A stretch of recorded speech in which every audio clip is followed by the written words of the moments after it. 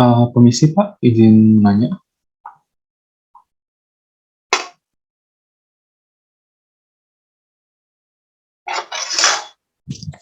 Permisi Pak, izin menanya.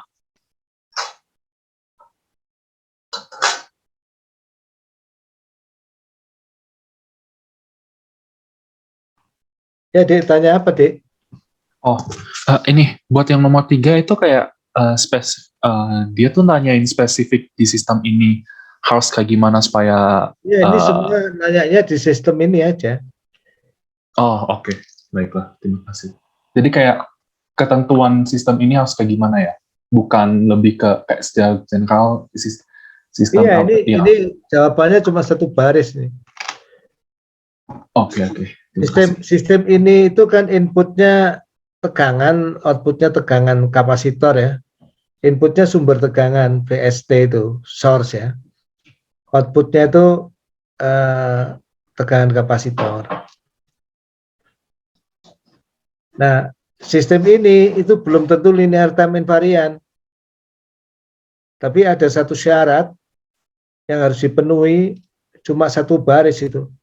Kalau itu dipenuhi, sistem ini linear time invariant, jadi bisa Anda nyatakan dengan konvolusi, bisa punya transfer fungsi, transfer function, respon frekuensi itu. Tapi kalau syarat itu tidak dipenuhi, semua teori untuk linear time invariant nggak bisa dipakai di sini gitu. Itu ya Mas ya. Baiklah Pak, terima kasih. Ya.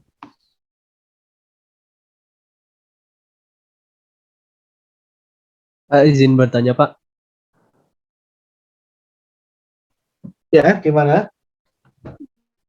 Meneruskan yang dari tengah tadi itu kan nomor 3 tuh ada syarat, itu maksudnya kita misal diminta syarat gitu, maksudnya tuh minimal syarat cukup dan syarat perlu atau salah satunya aja gitu Pak. Terima kasih. Ini syaratnya itu syarat perlu dan cukup, otomatis itu. Anda mau nulis syarat perlu aja, syarat cukup aja, ini paling enggak syarat cukup lah ya. Paling enggak syarat cukup, tapi sebetulnya itu jadi syarat perlu dan cukup untuk kasus ini. Baik Pak. Ini sangat tidak teoritis, ini sangat praktis ini. Maksudnya, jadi insinyur elektro harus tahu ini kalau seperti rangkaian RLC itu, supaya kita bisa tulis persamaan diferensialnya itu bisa dianggap linear time invariant, itu dia harus ngapain tuh? Saya udah berkali-kali jelaskan, tapi saya takut barangkali Anda belum paham ya, jadi saya tanyakan tuh. Dan ya itu sangat fundamental lah untuk kita ya. Nah ini gambaran ya kira-kira itu yang besok Anda harus pahami ya. Kita teruskan dulu ya kuliah kita supaya Anda bisa jawab ini juga. Kelihatan ini Dek ya. Tes suara saya. Ini contohnya ini kalau rangkaian RLC ya. Tadi kan rangkaian RC lebih gampang itu. Ini RLC itu kalau Anda tuliskan tuh persamaannya bisa jadi kayak gini nih. Ya.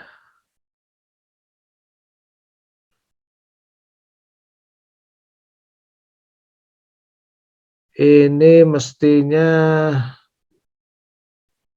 ya. Nah, nanti ini kalau Anda ikutin ya, Anda anggap initially address dulu supaya bisa dituliskan dia itu apa? Linear time invariant ya. Nah, initially address itu kalau untuk rangkaian RLC itu ya, induktornya kosong, tidak punya arus di awal, kapasitornya tidak punya muatan di awal. Nah, tapi kalau di persamaan ini nanti Y0-nya itu harus 0 gitu. Biasanya orang Oh. menulisnya Y0 minus ya. Itu biar LTI ya Pak?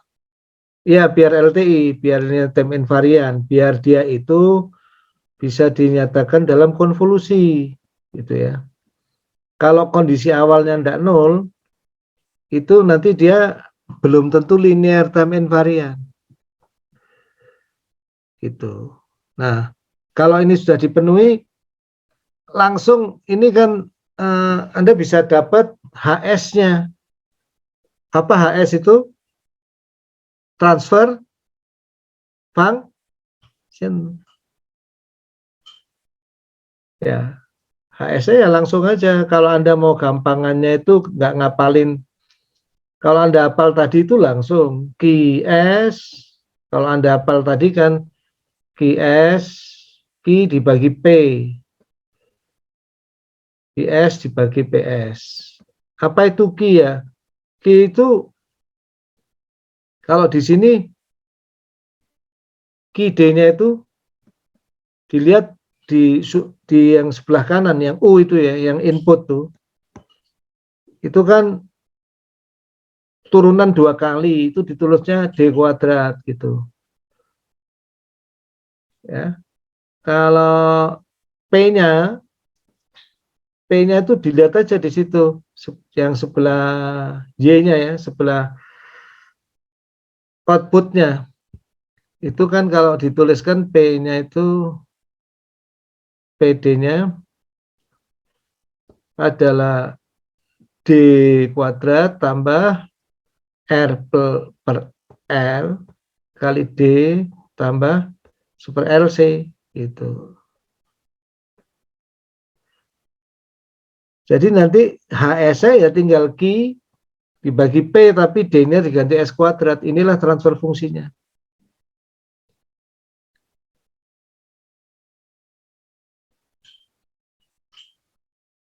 Ini Anda harus paham ya, saya berhenti dulu kalau ada yang nggak ngerti tanya.